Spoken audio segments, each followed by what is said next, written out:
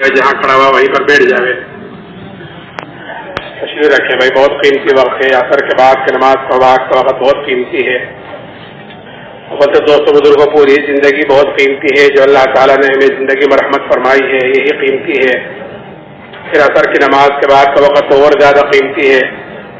کہ حدیث پاک کا مفہوم ہے، اللہ تعالیٰ فرماتا ہے کہ تو فجر کی نماز کے بعد اور عصر کی نماز کے بعد تھوڑی دیر مجھے یاد کر لیا کر، میں درمیانے حصے میں تیری کفالت کروں گا. تو زندگی قیمتی، پھر عصر کے بعد کا اور قیمتی، پھر اللہ کے راستے میں نکل کر اس کی قیمت اور بڑھ جاتی ہے. اس لیے کہ ہم سب اس وقت اللہ کے راستے میں ہیں. اس کا یقین کریں کہ اللہ کے راستے کی ایک صبح اور ایک شام دنیا اور دنیا میں جو کچھ ہے ان سب سے بہتر ہے. لیکن دوستوں بزرگوں، یہ وقت بہتر جب بنتا ہے، یہ وقت قیمتی جب بنتا ہے جب ہم اس وقت کو قیمتی بنائیں گے. نہیں تو وقت کا کام تو گزرنا ہے، گزر رہا ہے. جیسے برف کی سلی ہے کہ اس کا کام تو پگھلنا ہی ہے، پگھل جاتی ہے. سڑک پہ ڈال دو گے تب بھی پگھل جائے گی، تب میں ڈال دو گے تب بھی پگھل جائے گی، اس کا کام پگھلنا ہی ہے. ایسے ہی وقت کا کام گزرنا ہی ہے، گزر جائے گا. اس لیے ہم اپنے وقت کو قیمتی بناویں عملوں کے اندر لگ کر.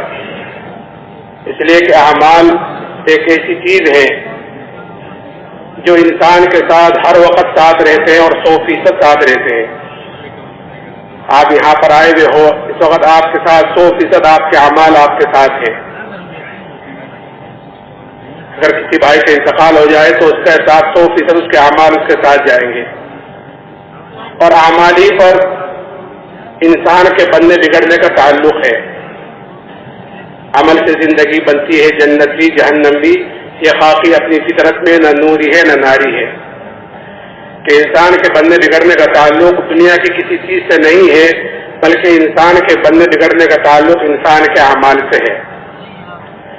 اعمال کہلاتے ہیں کہ انسان 24 گھنٹے جو کام کر رہا ہے، جو بھی کام کرتا ہے، دیکھنے کا، سننے کا، کھانے پینے کا، چلنے پھرنے کا، کمانے کا، خرچ کا، شادی بیاہ کا، اللہ کے راستے میں نقل و حرکت کا، جو انسان کام کرتا ہے وہ اس کے اعمال کہلاتے ہیں. اور یہی اعمال سارے کے سارے غیر بھی کرتے ہیں، تجارت بھی کرتے ہیں، شادی بیاہ بھی کرتے ہیں، سونا جاگنا، کمانا، خرچ کرنا، یہی سارے کام غیر بھی کرتے ہیں، یہی سارے کام مسلمان بھی کرتا ہے. فرق اتنا ہے ان میں اور ہم میں کہ ہمیں ان سارے کام کرنے کا طریقہ بتلایا گیا ہے. لقد کان لکم فی رسول اللہ اسوۃ حسنہ، کہ تمہارے لیے زندگی گزارنے کا بہترین نمونہ کہ وہ تمہارے پیارے نبی کی زندگی ہے. اور قیامت کے دن اللہ تعالیٰ ہر ایک کو اس نمونے کے مطابق دیکھیں گے کہ جس کی جتنی زندگی نبی کے طریقے کے مطابق ہوگی، اللہ کے یہاں اس کی قدر و قیمت ہوگی، اللہ کے یہاں اس کی حیثیت ہوگی. اور جس کی جتنی زندگی نبی کے طریقے سے دور ہوگی، اتنا ہی اللہ کے یہاں بے حیثیت ہوگا، اتنا ہی اللہ کے یہاں بے قیمت ہوگا.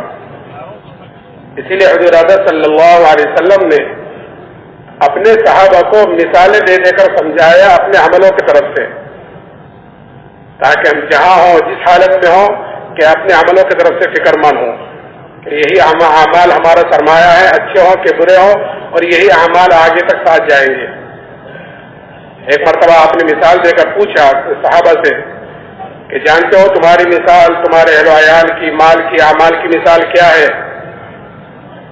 پھر آپ نے فرمایا کہ اس کی مثال ایسی ہے جیسے ایک آدمی کے 3 بھائی ہوں اور اس آدمی کے اوپر موت کا وقت آوے تو وہ اپنے تینوں بھائیوں میں سے ایک بھائی کو بلا کر یہ پوچھے کہ بھائی تم دیکھ رہے ہو میرے اوپر کیا مصیبت آ رہی ہے، دنیا سے میں جا رہا ہوں، آخرت کا سفر تیار ہے، اس گھڑی میں، اس وقت میں تم میری کیا مدد کرو گے؟ وہ کہتا ہے کہ بھائی میں تو تیرے ساتھ ہوں، جب تک تو دنیا میں موجود ہے تیرے ساتھ رہوں گا، تیری تیمارداری کروں گا، تیری خدمت کروں گا، اور جب تیرا انتقال ہو جائے گا تو تجھے نہلاؤں گا، کفناؤں گا، دفناؤں گا، اور تیرے مرنے کے بعد لوگوں میں تیرا ذکر خیر کروں گا، تیری تعریفیں کروں گا، اور کچھ دنوں کے بعد پھر میں تجھے بھول جاؤں گا. آپ نے فرمایا یہ اس کے اہل و عیال ہیں، اس کے گھر والے ہیں، یہ بھائی. پھر دوسرے بھائی کو بلاتا ہے اور یہی پوچھتا ہے کہ بھائی اس مصیبت کی گھڑی میں تم میری کیا مدد کرو گے؟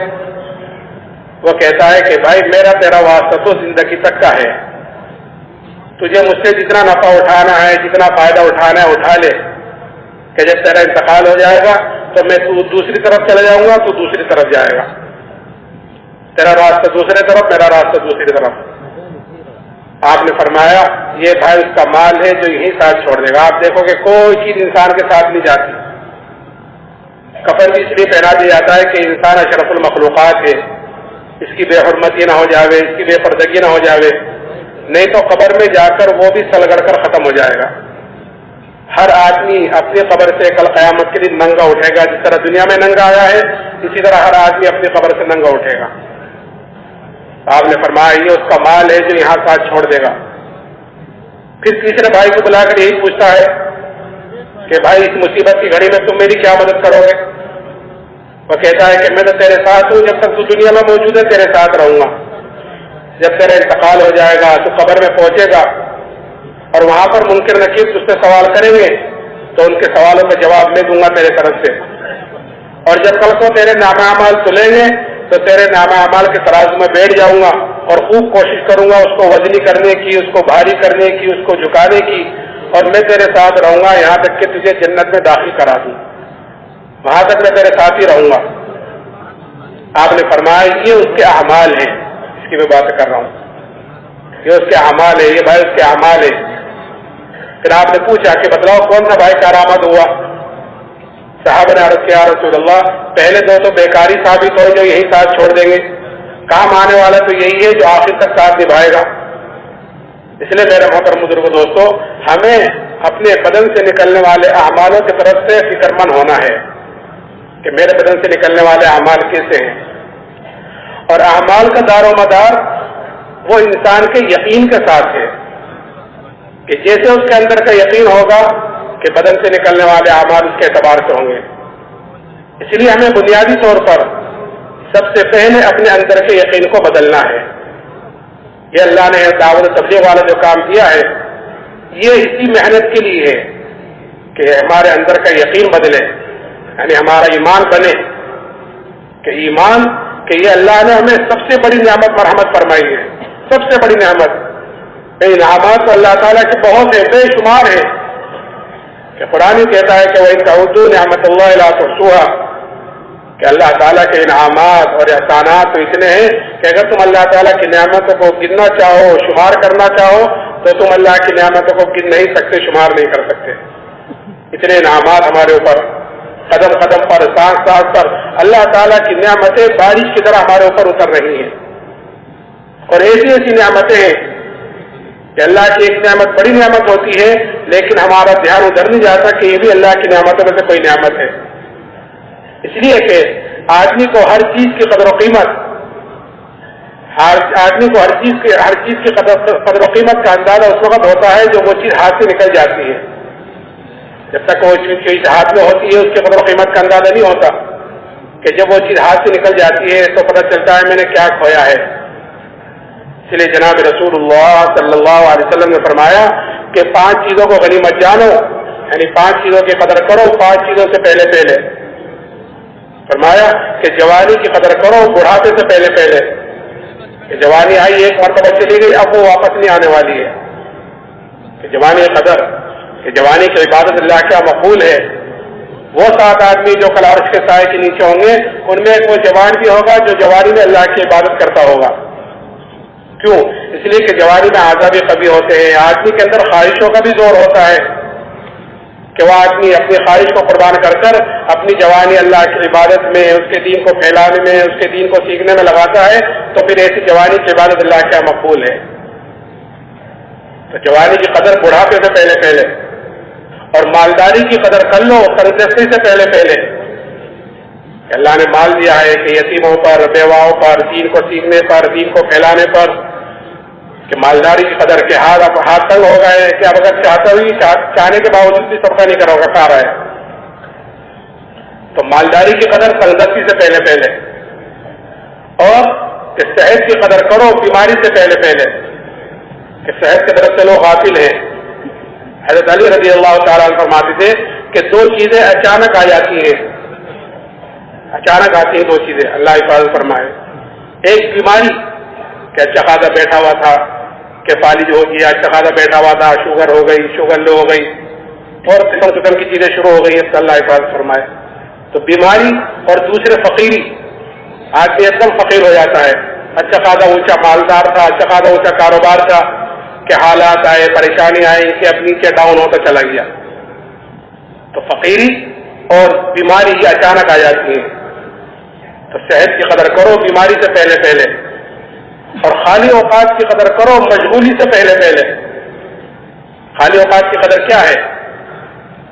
مثال کے طور پر ایک مثال پیش کرتا ہوں کہ ایک حدیث پاک کا مفہوم ہے کہ جو آدمی 40 دن اخلاص کے ساتھ ایسی طرح نماز پڑھے کہ اس کی تکبیر اولیٰ فوت نہ ہو، تو اس کو 2 بڑے پروانے اللہ کی طرف سے ملتے ہیں. ایک پروانہ جہنم سے چھٹکارے کا اور دوسرا نفاق سے بری ہونے کا. یہ 2 بڑے پروانے اس کو ملتے ہیں جو 40 دن اخلاص کے ساتھ ایسی طرح نماز پڑھے کہ اس کی تکبیر اولیٰ فوت نہ ہو. اس حدیث پر عمل کرنے کا اللہ کے راستے میں نکل کر بہترین موقع ہوتا ہے خالی اوقات، کہ ہم نے وقت کو فارغ کیا ہے، خالی کیا ہے، نہ گھر ہے، نہ کاروبار ہے، نہ دوست احباب ہے، نہ کسی کی خوشی میں جانا، نہ کسی کی غمی میں جانا، کہ ہر وقت مسجد ہی میں رہنا ہے اور کوئی کام ہی نہیں ہے. تو اس حدیث پر عمل کرنے کا ایک بہترین وقت ہوتا ہے کہ ہم نے وقت کو فارغ کیا ہے. اگر اس حدیث پر عمل نہ ہوا یہاں پر تو گھر جا کر اس حدیث پر عمل کرنا مشکل ہو جائے گا، کیونکہ سینکڑوں جھمیلے انسان کے ساتھ لگے ہوئے ہیں. چاہتے ہوئے بھی اگر 38 دن 39 دن تک پڑھتا رہا تکبیر اولیٰ کے ساتھ اور ایک دن ایک رکعت ایک نماز میں نکل گئی تو اس فضیلت سے تو محروم ہو گیا. ثواب ملے گا لیکن اس فضیلت سے محروم ہو گیا. تو خالی اوقات کی قدر کہ مشغولی سے پہلے اور زندگی کی قدر کرو موت سے پہلے.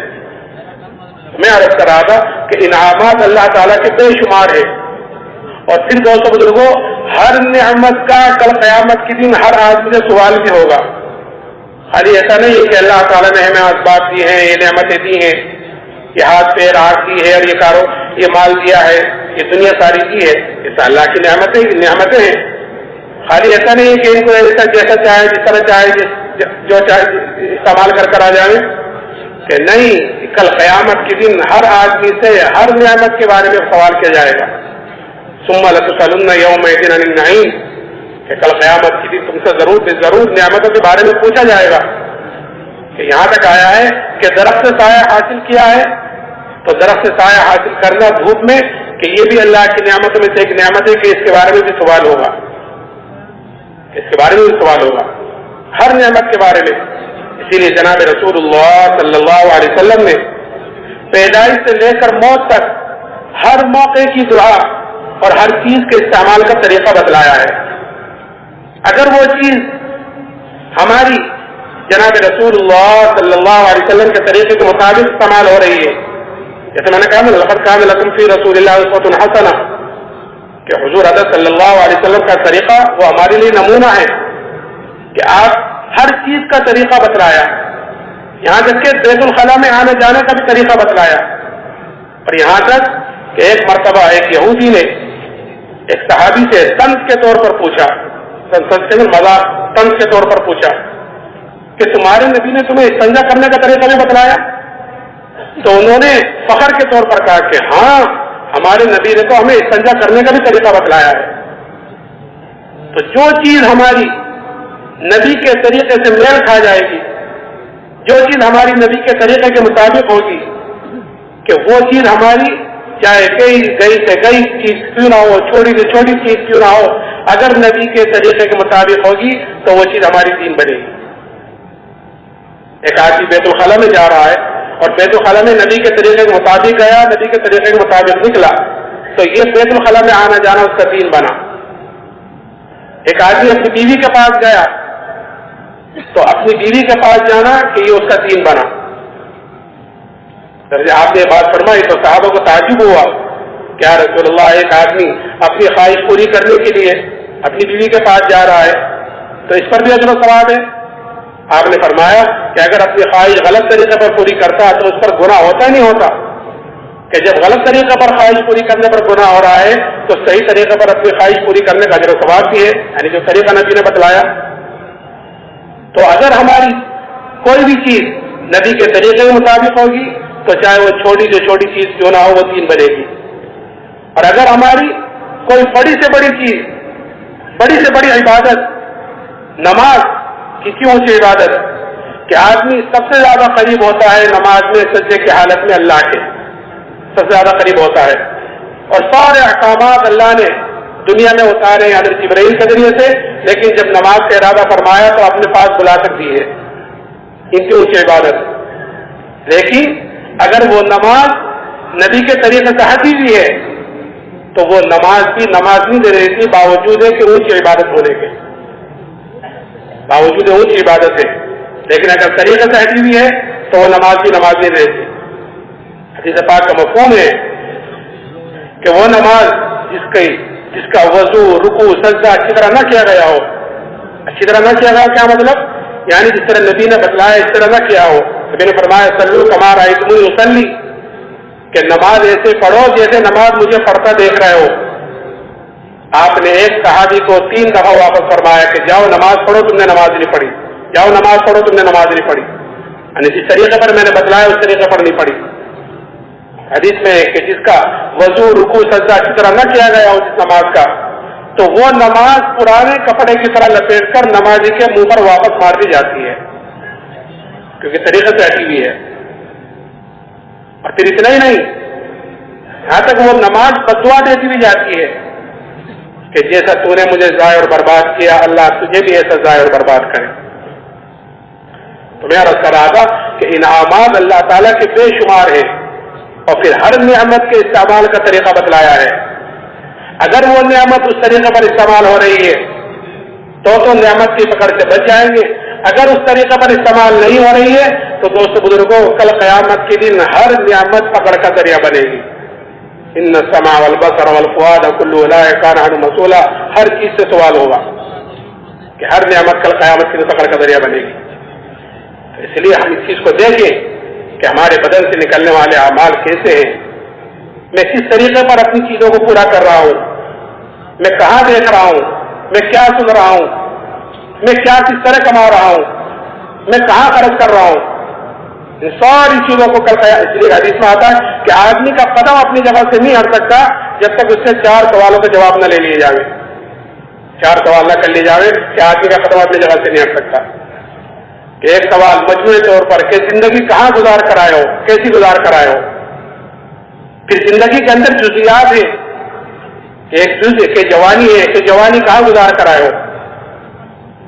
پھر مال کہاں سے کمایا، حلال کمایا کہ حرام کمایا، جائز کمایا، ناجائز کمایا. اب حلال کما لیا، میں چاہوں جس طرح چاہوں جہاں چاہوں لگاؤں کہ نہیں، پھر اس کو خرچ کیسے کیا، اور جو جانتے تھے اس پر کیا عمل کیا. یہ ہر ایک سے 4 سوال ہر ایک سے ہوں گے. اور ایسی عدالت میں کہ وہاں نہ تو کوئی جھوٹ کام آئے گا، نہ کوئی وکیل کام آئے گا. ہر ایک کا اپنا اپنا کرنا ہوگا، اپنا اپنا بھرنا ہوگا. اقرا کتاب کفا بنفسک الیوم علیک حسیبا، کہ دائیں بائیں فرشتے بیٹھے ہوئے ہیں، رجسٹر لکھ رہے ہیں کہ وہ رجسٹر سامنے کر دیا جائے گا کہ یہ کہا جائے گا کہ اپنا رجسٹر پڑھ لو، اپنا محاسبہ خود کرو. قرآن تو یہاں تک کہتا ہے الیوم نختم علی افواہہم وتکلمنا ایدیہم وتشہد ارجلہم بما کانوا یکسبون، کہ آج کے دن ہم ان کے منہ پر مہرے لگا دیں گے اور ان کے ہاتھ پیر گواہی دیں گے، ہاتھ پیر بتلائیں گے کہ مجھ سے کیا کام کروائے، مجھ سے کیا کرتوت کروائیں گے. تو ہر نعمت کے استعمال کا طریقہ، تو انعامات بے شمار دیے، لیکن ان تمام نعمتوں میں سب سے بڑی نعمت جو اللہ نے مجھے اور آپ کو مرحمت فرمائی ہے وہ ایمان کی دولت ہے. اس لیے کہ اللہ نے کامیابی اور ناکامی کا دار و مدار دنیا کی کسی چیز پر نہیں رکھا ہے، نہ اکثریت پر، نہ مال پر، نہ اسباب پر، نہ چیزوں پر. کسی چیز پر کامیابی ناکامی کا دار و مدار نہیں رکھا ہے، بلکہ کامیابی اور ناکامی کا دار و مدار کہ ایمان اور اعمال صالحہ پر رکھا ہے. کہ ایمان کے بغیر کوئی عمل قابل قبول ہے ہی نہیں. ایمان ہے لیکن اعمال صالحہ نہیں ہے تو کل قیامت کے دن اس کی سزا بھگتنی پڑے گی. کہ اللہ غفور الرحیم ہے، وہ معاف کر دے تو پھر اسے کون پوچھنے والا. تو ایمان اور اعمال صالحہ تو یہ کامیابی کی شرط ہے، کامیابی کی ضامن ہے. لیکن دوستو بزرگوں، یہ اتنی بڑی نعمت آج مسلمانوں کے اندر سے اس ایمان کی قدر و قیمت نکل گئی ہے. اور نکلی کیوں ہے؟ کہ نکلی بھی اس لیے کہ جو چیز بھی آدمی کو بغیر محنت کے حاصل ہو جاتی ہے، آدمی کے اندر اس کی قدر و قیمت کم ہوتی ہے بنسبت اس کے جو چیز آدمی محنت کر کر حاصل کرتا ہے. جس چیز پر آدمی کا جان مال وقت لگتا ہے، جس چیز کے لیے آدمی محنت کرتا ہے، جس چیز کے لیے آدمی قربانی دیتا ہے، جس چیز کے لیے آدمی تکلیفیں برداشت کرتا ہے اور تکلیفیں برداشت کر کر اس کو حاصل کرتا ہے، اس کی قدر و قیمت زیادہ ہوتی ہے. اور جو چیز بغیر محنت بغیر مجاہدے کے ملتی ہے کہ اس کی قدر و قیمت کم ہوتی ہے. کہ ایمان کیونکہ ہمیں بغیر محنت کے بغیر مجاہدے کے جیسے وراثت میں کوئی چیز مل گئی ہے، ایسے ایمان ہمیں مل گیا ہے. اس لیے آج ہمارے اندر سے اس ایمان کی قدر و قیمت نکلی ہوئی ہے. اس لیے جناب رسول اللہ صلی اللہ علیہ وسلم نے ایمان کی اور ایمان والے کی اللہ کے یہاں کیا قدر و قیمت ہے وہ بتلائی ہے. اور صحابہ کے اندر یہ چیز اتاری ہے کہ کیا قدر بتلائی؟ کہ یہ قدر بتلائی ہے ایمان والے کی تو کہ جب تک ایمان والا اس دنیا میں موجود ہے اللہ کے ہاں تمہاری یہ قدر ہے کہ اللہ تعالیٰ اس ایمان والے کی وجہ سے ایک ایمان والے کی وجہ سے سات زمین آسمان کے نظام کو باقی رکھے گا. 4 کروڑ مسلمان ہیں کہ سب دنیا سے چلے جاوے اور ہم میں سے ایک باقی رہ جاوے تو ہماری ایک کی وجہ سے اللہ تعالیٰ اس نظام کو باقی رکھے گا سات زمین آسمان کو. یہ قدر ہے اللہ کے میرے اور آپ کی. پھر اگر ایمان والا نہیں ہے تو چاہے دنیا انسانوں سے بھری ہوئی ہو اللہ اس کو اس دنیا کی کوئی ضرورت نہیں، اللہ اس کو ختم کر دے گا. کہ اس کا وجود ہی میری اور آپ کی وجہ سے ہمارے ایمان کی وجہ سے. یہ قدر ہے. اور قیمت کیا بتلائی کہ اگر رائے کے دانے کے برابر ایمان کو بچا کر لے گئے تو اللہ تعالیٰ اس دنیا سے 10 گنی بڑی جنت مرحمت فرمائے گا. اب جس کا ایمان جتنا اونچا ہوگا، جس کا ایمان جتنا اعلیٰ ہوگا کہ کل قیامت کے دن اس کی اتنی بڑی جنت. جیسے میں نے کہا تھا یہ دعوت تبلیغ والا جو اللہ نے ہمیں کام دیا ہے یہ اپنے ایمان کو بنانے کے لیے، اپنے اندر کے یقین کو بنانے کے لیے کہ جب آدمی اللہ کے راستے میں نکلتا ہے اور صبح سے شام تک اللہ ہی سے ہونے کو بولتا ہے، اللہ ہی سے ہونے کو سوچتا ہے، اسی کی دعوت دیتا ہے تو پھر اندر اللہ سے ہونے کا یقین اندر بنتا ہے. اور جب اللہ سے ہونے کا یقین اندر بنتا ہے تو پھر بدن سے نکلنے والے اعمال صحیح ہوتے ہیں.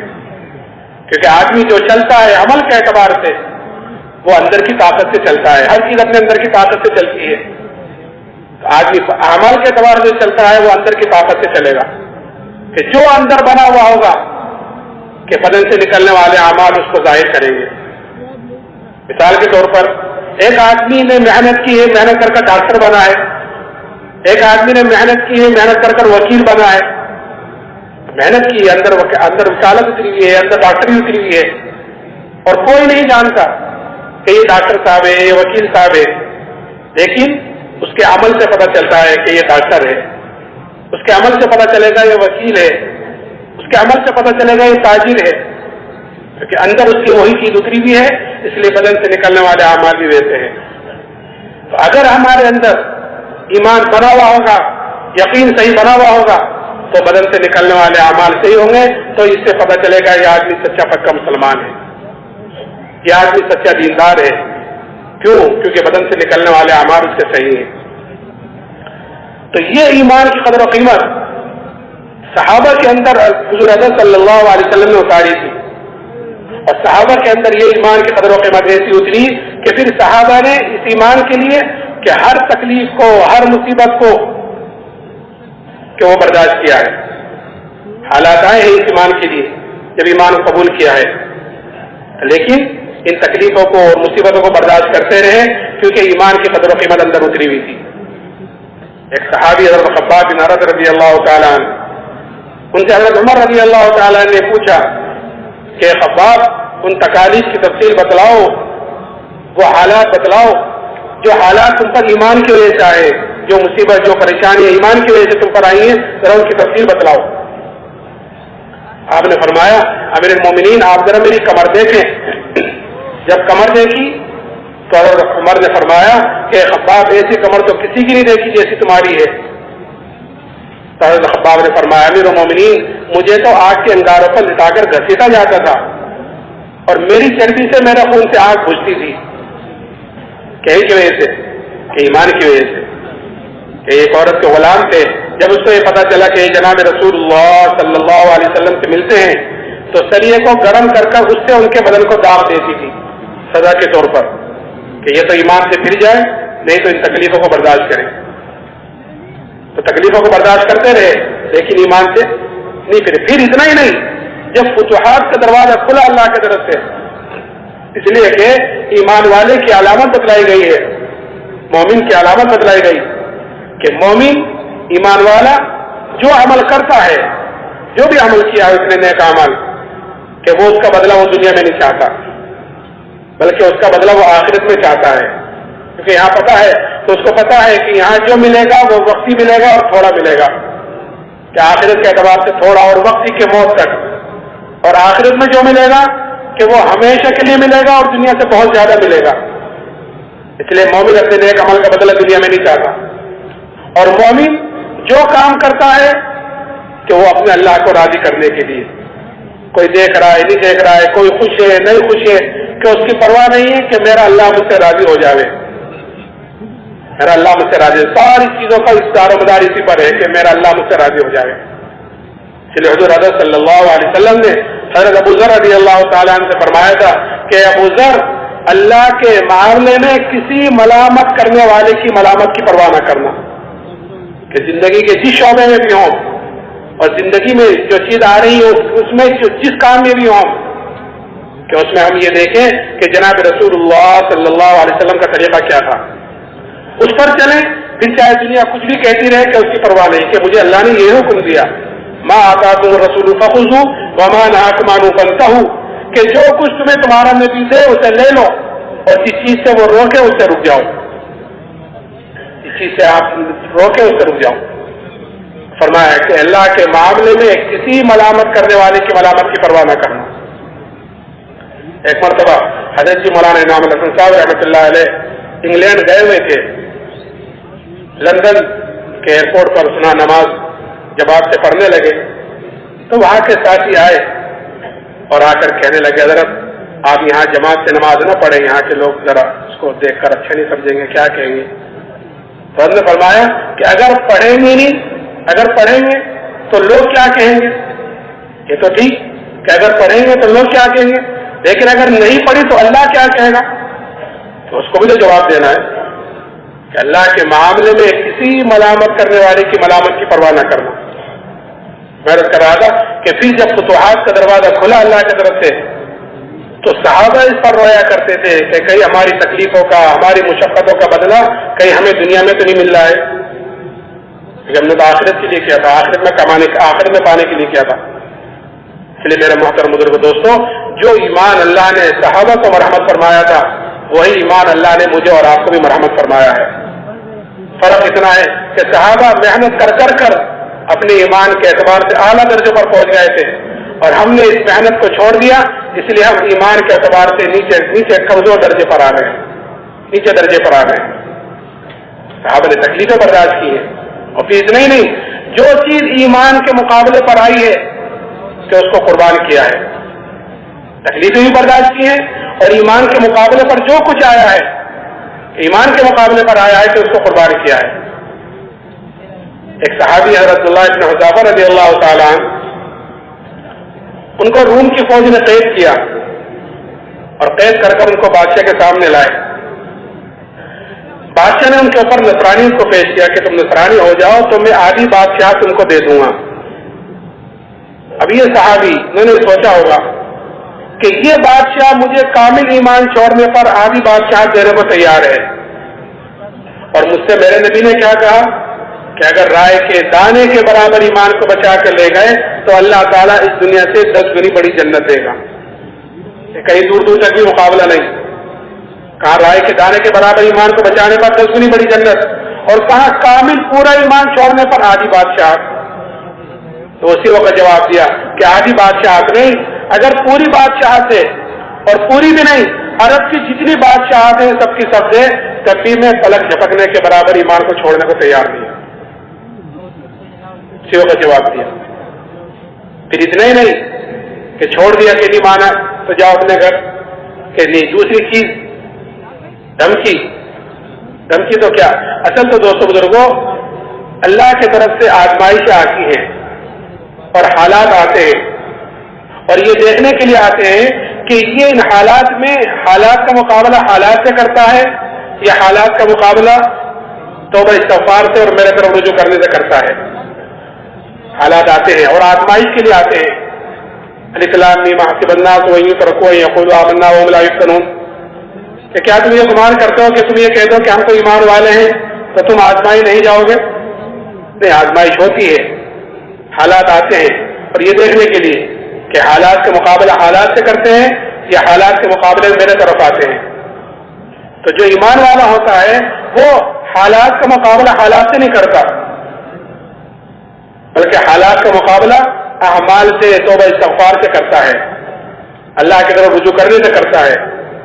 جو حالات کا مقابلہ حالات سے کرتے ہیں تو ان کے حالات بجائے ختم ہونے کے اور بڑھتے ہیں، اور بڑھتے بڑھتے بڑھتے اس حد تک، اس درجے تک پہنچ جاتا ہے کہ ایسا آدمی پھر حالات سے پریشان ہو کر آخر میں خودکشی تک کر لیتا ہے۔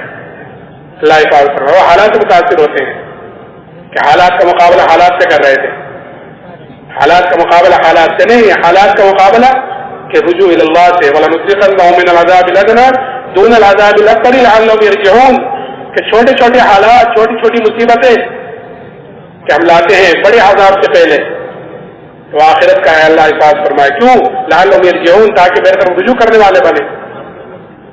ایک مرتبہ حضرت عمر رضی اللہ تعالیٰ عنہ کے زمانے میں قحط سالی ہوئی، قحط پڑا، اور ایسا قحط پڑا کہ جانور تک ہلاک ہونے شروع ہو گئے۔ حضرت عمر رضی اللہ تعالیٰ عنہ نے شام سے اور مصر سے غلے منگائے، غلے آئے، آ کر ختم ہو گئے، لیکن قحط سالی ختم نہیں ہوئی۔ ایک صحابی نے بکری ذبح کی تو اس بکری کے اندر سے نہ خون نکلا نہ گوشت نکلا، خالی ہڈیاں نکلی، اتنا قحط پڑا۔ وہ صحابی روتے ہوئے سو گئے۔ خواب میں زیارت کی جناب رسول اللہ صلی اللہ علیہ وسلم کی، آپ نے فرمایا کہ عمر سے میرا سلام کہنا اور یہ کہنا کہ تو بڑا عقل مند تھا، ایمان کی فراست عطا فرمائی، تو بڑا عقل مند تھا، تجھے کیا ہوا؟ یہ صحابی اٹھے، اٹھ کر حضرت عمر کی خدمت میں گئے اور جا کر اپنے خواب کا تذکرہ کیا۔ حضرت عمر نے فوراً مشورے والوں کو جمع کیا۔ ہر چیز میں مشورہ، جو آدمی مشورہ کر کر چلتا ہے کسی بھی معاملے میں، دین کا ہو دنیا کا ہو، کہ وہ نادم نہیں ہوتا، اللہ تعالیٰ اس کی صحیح رہبری کرتے ہیں مشورے کی برکات سے۔ لیکن مشورہ بھی اہل خیر سے کرنا چاہیے، ہر چلتے پھرتے آدمی سے نہیں، اس کے اندر اس کی صلاحیت بھی ہونی چاہیے کہ وہ مشورہ آپ کو صحیح دے گا، ورنہ اغراض سے تو دنیا بھری ہوئی ہے۔ جو اہل خیر ہوتے ہیں وہ صحیح رہبری کرتے ہیں، چاہے دل برا لگے چاہے کچھ بھی ہو، لیکن وہ صحیح رہبری کرتے ہیں۔ مشورے والوں کو جمع کیا اور مشورے میں بات رکھی کہ ایک صحابی نے ایسے خواب دیکھا ہے، تو مشورے میں بات آئی کہ امیر المومنین، جہاں سے قحط سالی آئی ہے ہم اسی کی طرف رجوع کیوں نہیں کرتے؟ ہم غلے شام سے مصر سے غلے منگا رہے ہیں، اور بارش تو اللہ کی طرف سے رکی ہوئی ہے، قحط سالی تو اللہ کی طرف سے آئی ہوئی ہے، تو ہم اسی کی طرف رجوع کیوں نہیں کرتے؟ کہ ہاں یہ چوک ہو رہی ہے۔ فوراً مدینے سے باہر گئے اور ابھی توبہ استغفاری کر رہے تھے کہ اسی وقت بارش شروع ہو گئی، کہ جب تک حالات کا مقابلہ حالات سے ہو رہا تھا کہ وہ حالات بجائے کم ہونے کے اور بڑھتے چلے جا رہے تھے، جب حالات کا مقابلہ توبہ استغفار سے اللہ کی طرف رجوع کرنے سے کیا تو اللہ تعالیٰ نے فوراً حالات کو پلٹ دیا۔ آج بھی میرے محترم بزرگوں دوستوں، آج جو چاروں طرف سے حالات دنیا پر اور خاص طور سے مسلمانوں پر جو چاروں طرف سے حالات ہیں، اس کا واحد علاج یہی ہے کہ ہر مسلمان اللہ کی طرف توبہ استغفار کرنے والا بنے، کہ اپنے طرف سے بھی توبہ استغفار کریں، اور کیونکہ ہر امتی پوری امت کا ذمہ دار ہے، اس لیے پوری امت کی طرف سے توبہ استغفار کریں کہ اللہ جس مقصد کے لیے، جس عالی مقصد کے لیے تو نے ہمیں وجود دیا تھا، تو نے ہمیں دنیا میں بھیجا تھا، ہم نے اس مقصد کو کھویا ہے، ہم نے اس مقصد سے منہ موڑا ہے، کہ اب تک کی غفلتوں کو معاف کر دے، آگے جتنی زندگی ہے کہ تیرے نبی کے تیرے حکم پر، تیرے نبی کے طریقے پر ہم انشاءاللہ چلیں گے۔ توبہ کا دروازہ ہر ایک کے لیے موت تک کھلا ہوا ہے۔ شیطان جو ہے وہ توبہ کو ٹلاتا ہے کہ ٹھیک ہے کر لیں گے، دیکھ لیں گے، ابھی کیا جلدی ہے، اور پھر آگے جا کر وہ مایوس کر دیتا ہے اور اسی حالت میں دنیا سے چلا جاتا ہے۔ اللہ حفاظت فرمائے۔ میں نے عرض کیا کہ پھر دوسری چیز ان صحابی پر کہ اس دھمکی دی، بادشاہ نے ایک دیگ منگائی، حالات آئے دیکھیے کہ دیگ منگائی، دیگ کے اندر پانی کھولایا، جب پانی خوب کھول گیا تو بادشاہ نے قیدیوں کو بلا کر ان کے سامنے اس میں ڈلوایا اور یہ کہا کہ یہ تو ایمان سے پھر جاؤ نہیں تو تمہیں بھی اس میں ڈالا جائے گا۔ اب یہ کہنے کا تو آسان سی بات ہے کہ میں نے کہہ دیا آپ حضرات نے سن لیا، لیکن جس کے سامنے یہ واقعہ پیش آ رہا ہے کہ اس کا ایمان کتنا اندر سے مضبوط ہوگا، کہنے لگے وہ صحابی تجھ سے جو ہو سکے وہ تو کر لے، جو تجھ سے ہو سکے۔ بادشاہ نے حکم دیا کہ اس کو اس پہ ڈال دو۔ جب لے جانے لگے تو وہ صحابی رونے لگے، اس کی اطلاع کی گئی کہ وہ تو رو رہے ہیں۔ بادشاہ نے بلایا ان کو اور پھر ان کے اوپر نصرانیت کو پیش کیا۔ وہ کہنے لگے واہ، میں نے تو تیرے سے ایک مرتبہ کہہ دیا تھا کہ تجھ سے جو ہو سکے وہ تو کر لے، ایسے پھر رو کیوں رہے تھے؟ کہ میں تو اس لیے رو رہا تھا کہ میرے بدن کے اندر ایک جان ہے، وہ جان اس دیگ میں ڈالی جائے گی، ختم ہو جائے گی۔ میں تو اس لیے رو رہا تھا کہ کاش میرے روئے میں جان ہوتی، میرے بدن کے اندر 100 جانیں ہوتی اور وہ ساری کی ساری جانیں آج اس دیگ میں ڈالی جاتی اور وہ ساری کی ساری جانیں میں اللہ کے نام پر قربان کرتا۔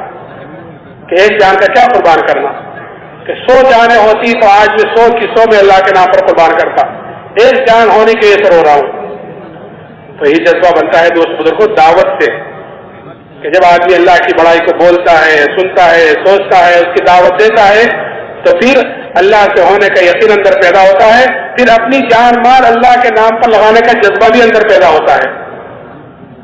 جب ایمان بنتا ہے تو پھر آدمی کو اپنے ایمان کی طرف سے فکر ہوتی ہے، فکر مند ہوتا ہے۔ جب آدمی کے اندر کسی چیز کی قدر و قیمت اتر جاتی ہے تو آدمی اس کے لیے اپنی ساری چیز جھونک دیتا ہے اور ہر وقت اس چیز کی طرف سے فکر مند ہوتا ہے جس چیز کی قدر و قیمت آدمی کے اندر اتر جاتی ہے۔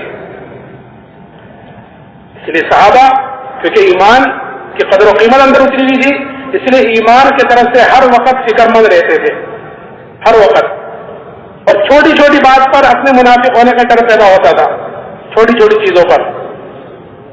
صحابی حضرت حنظلہ رضی اللہ تعالیٰ گھر سے نکلے اور یہ کہتے ہوئے کہ نافق حنظلہ، کہ حنظلہ تو منافق ہو گیا۔ حضرت ابوبکر سے تشریف لے جا رہے تھے، ان سے کہا، انہوں نے کہا کس وجہ سے کہہ رہا ہے حنظلہ منافق ہو گیا؟ فرمایا کہ جب ہم نبی کی مجلس میں ہوتے ہیں اور آپ جنت کا، دوزخ کا، قبر حشر کا ذکر کرتے ہیں تو ہمارے قلوب گوئے بالکل ایسے ہو جاتے ہیں، نرم جیسے وہ بالکل ہمارے سامنے ہیں، اور جب گھر واپس آ جاتے ہیں تو بیوی بچے پاس آتے ہیں، کچھ ہنسی مذاق کی باتیں شروع ہو جاتی ہیں تو وہ کیفیت ختم ہو جاتی ہے جو نبی کی مجلس میں ہوئی۔ حضرت ابوبکر نے فرمایا کہ یہ چیز تو ہمارے اندر بھی ہے، چلو چل کر حضور سے پوچھتے ہیں۔